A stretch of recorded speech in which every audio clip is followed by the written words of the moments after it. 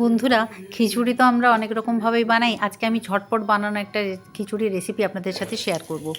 আমি এখানে নিয়ে নিয়েছি ফুলকপি, বাঁধাকপি, গাজর, টমেটো, আলু। আপনারা যা যা শীতের সবজি খেতে চাইবেন সেগুলো এরকম ছোটো ছোটো আকারে কেটে নেবেন। আমি এখানে একটু ক্যাপসিকামও ব্যবহার করেছি। এইখানে আমি যেটা করেছি, আগের থেকে চাল ডালটাকে সেদ্ধ করে রেখেছিলাম। আর ওই সেদ্ধ করার সময় ওখানে আমি একটু দিয়ে দিয়েছিলাম হলুদ গুঁড়ো, পরিমাণ মতো নুন, মিষ্টি, আদা বাটা আর দুটো কাঁচা লঙ্কা। এই দিয়ে আমি সিদ্ধ করে আগে থেকেই রেখেছিলাম। দেখুন কত চটপট হয়ে গেল। আনাজগুলো হাফ সেদ্ধ হয়ে গেলেই আমি চাল আর ডালটা এখানে দিয়ে দেব। এবার নাড়াচাড়া করে এখানে নুন মিষ্টি আপনারা যেরকম পরিমাণে খেতে চান সেইভাবে, আর ঝাল যে পরিমাণে খেতে চান সেই পরিমাণে দেবেন। একটু ঢাকা দিয়ে দেবো, কারণ আমাদের এমনি খিচুড়িটা আগের থেকেই রেডি করা আছে, সেই জন্য বেশি সময় লাগবে না।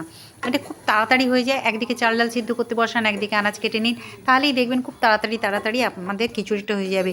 গৃহিণীরা অনেক সময় খুব ব্যস্ততার মধ্যে সময় কাটান, তার জন্যে খুব তাড়াতাড়ি করে ঝটপট কিছু রান্না করতে হয়।